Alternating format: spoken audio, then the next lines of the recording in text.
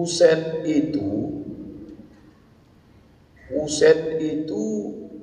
masih keturunan darah dari Raja Persia. Kenapa begitu? Dia kan tidak ada darah Persia, ayahnya Ali, ibunya Fatimah. Dia tidak ada darah Persia, tapi dia menikah dengan anak Raja Persia.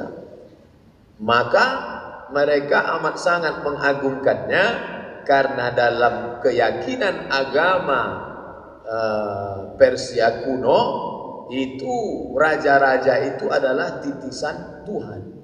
Dan titisan Tuhan itu turun kepada Raja Kisra, turun kepada anak perempuannya, kemudian kepada keluarganya yang dinikahi oleh Sayyidina Husain. Makanya kalau cerita Ahmadiyah kita plong, cerita masalah Kristen kita lepas, cerita masalah Syiah ini agak jelimet, ribet, karena dia terkait dengan Ahlul Bait. Silap-silap kita dituduh orang anti Syiah, anti Ahlul Bait. Masuk SMS ke saya, Ustadz Abdul Somad benci dengan Ahlul Bait. Saya bilang, ente sudah baca buku saya belum? Baca tuh tentang masalah Sayyidina. Saya kutip di situ, Innal Hasan wal Husain sayyida syababi ahlil jannah. Hasan dan Husain adalah pemimpin dua pemuda ahli surga.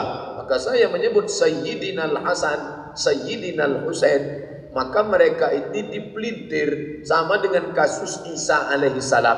Apakah Isa bersalah dibuat patungnya tergantung di tiang jemuran? Tidak. Oh, tidak katanya. Tidak. Apakah Maryam salah ketika mereka membuatkan patung Santa Maria sedang memeluk anak kecil? Tak salah. Maka Maryam dan Isa tidak salah. Begitu juga di dalam kasus ini. Nah, itu kita jadikan analogi. Maryam dengan Isa tak pernah salah. Begitu juga dengan Ali, Fatimah, Sayyidina Al-Hasan, Sayyidina Al-Husain. Mereka tak pernah salah setelah mereka dibuat-buatkan. Begitu juga dengan Abdul Somad tak salah. Orang yang terlalu ekstrim mengatakan Abdul Somad hafal 1000 hadis, Bapak melihat buku, padahal dia kalau ngajar nengok laptop juga. Itu Allah. Baik, Ustaz. Kemudian Ustaz, mungkin juga bisa menjadi alasan bagi kita, kalaulah memang orang Syiah ini memuliakan Nabi, kenapa ketika Nabi mati, mereka ketika Nabi meninggal, ketika Nabi wafat, mereka tidak memperingatinya. Justru yang mereka peringati adalah kematian dari atau meninggalnya Husain. Mereka sempat menyakiti diri, menyiksa diri dan lain sebagainya. Ini salah satu tanda bahwasanya mereka benar-benar tidak menghormati Nabi. Ustaz, ya, sedikit lagi Ustaz. Sedikit jadi banyak Ustaz.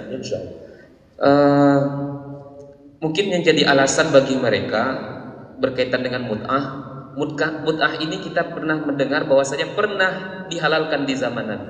Ya. Dan kemudian inilah yang dipegangi bagi mereka sampai hari ini. Nah, kira-kira bagaimana cara kita membantah mereka bahwasanya memang mut'ah ini memang tidak diperbolehkan lagi? Kalau kita bantah pakai hadis riwayat Abu Bakar, kami tak terima, Abu Bakar kafir. Kalau dibahas pakai hadis riwayat Muslim, kami tak terima Muslim. Kalian pakai Sahih Bukhari, Sahih Muslim, Sunan Abi Dawud, Sunan Nasai, Sunan Tirmizi, Sunan Ibni Majah, kami tak pakai itu. Maka Ali sendiri, riwayat dari Ali mengatakan yang periwayat tentang mut'ah diharamkan tahun ke-7 pada peristiwa Khaybar. Pada peristiwa Khaybar itu dua yang diharamkan. Pertama, al-umur al-ahliyah, keledai jinak. Keledai jinak haram tahun ke-7 dan mut'ah dihentikan tahun ke-7. Sebelum itu mereka boleh nikah kontrak saat perang. Perang jauh, istri tak ada. Di situ dia boleh nikah perempuan sementara perang. Saya nikahi kamu dengan mahar seekor kambing sementara perang selesai, tunai. Setelah perang Khaybar, setelah pembebasan Khaybar tahun ke-7, tidak ada lagi. Periwayatnya itu Ali bin Abi Thalib, imam kalian sendiri. Yang kedua, riwayat yang dikutip oleh Syekh Sayyid Sabiq dalam fikih sunnah dari kalangan mereka sendiri, kalau memang mengaku itu masih saudara dia. Imam Syaukani dari kalangan Zaidiyah mengatakan, menurut kami bahwa mut'ah itu sudah terhenti, diharamkan, dilarang Nabi sejak tahun ke-7.